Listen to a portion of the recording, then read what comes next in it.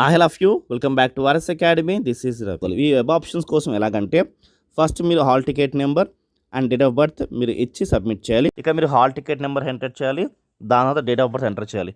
Hall ticket number తప్పుగా enter చేసినా మీకు ప్రాబ్లమే, అండ్ డేట్ ఆఫ్ బర్త్ తప్పుగా ఎంటర్ చేసిన ప్రాబ్లమ్. డేట్ ఆఫ్ బర్త్ అది ఇలా ఈ ఫార్మాట్లో ఉండాలి. ఓకే, ఈ ప్రతిదీ నీట్గా క్లియర్గా చెప్తున్నాను స్టూడెంట్స్. ఈ ఫార్మాట్లో ఉండిన తర్వాత మనం సబ్మిట్ క్లిక్ చేయాలి.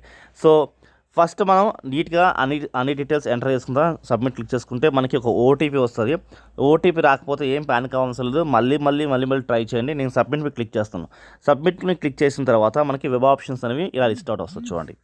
సో వచ్చింది కదా, ఇక్కడ పైన మీకు EAPCET సంబంధించి హాల్ టికెట్ నెంబర్, మీ పేరు, మీ డిస్టిక్ ఉంటుంది. ఏ డిస్టిక్ అంటే ఆ డిస్టిక్, ఆల్ డిస్టిక్స్ పెట్టుకోవచ్చు.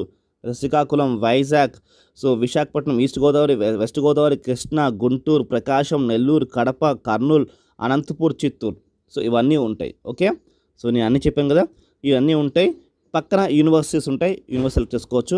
ఇక్కడ చూడండి, ఆరెంజ్ కలర్లో గవర్నమెంట్, వైట్ కలర్లో సెల్ఫ్ ఫైనాన్స్.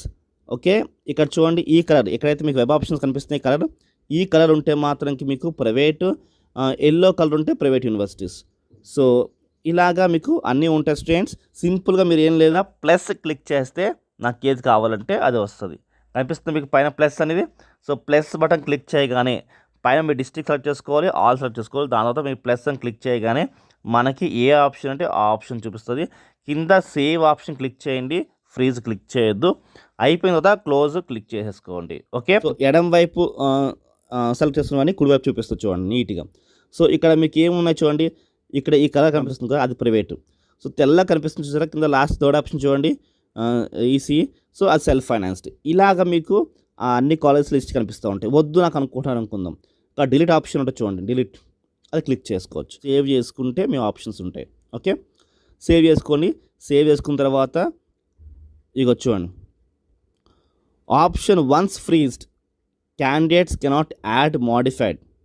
సో అర్థమైందా, ఒకసారి ఫ్రీజ్ అయిందంటే మీరు మోడిఫై చేసుకోలేదు కాబట్టి, సో ఫ్రీజ్ చేసుకునే ముందు మీకు ముందే చెప్తున్నారు. ఓకే, ఒకవేళ మీరు ఫ్రీజ్ చేసుకుంటాం సార్ అంటే ఫ్రీజ్ చేసేసుకోండి, ఓకే అని క్లిక్ చేసుకోండి. దాని తర్వాత మీకు వెబ్ ఆప్షన్ అనేవి మీకు ఎన్ని పెట్టుకున్నారో, 100 పెట్టుకున్నా 50 పెట్టుకున్నా ఆ లిస్ట్లో చూపిస్తుంది.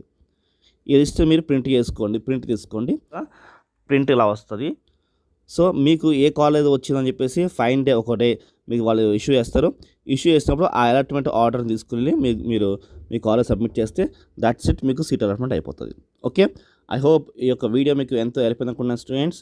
ప్రతిదీ ఎవ్రీ పాయింట్ చెప్పాను. నచ్చితే వీడియో లైక్ చేయండి అండ్ సబ్స్క్రైబ్ చేసుకోండి. ఈ వీడియో మీ ఫ్రెండ్స్కి షేర్ చేయండి. Thank you for watching this video. Bye.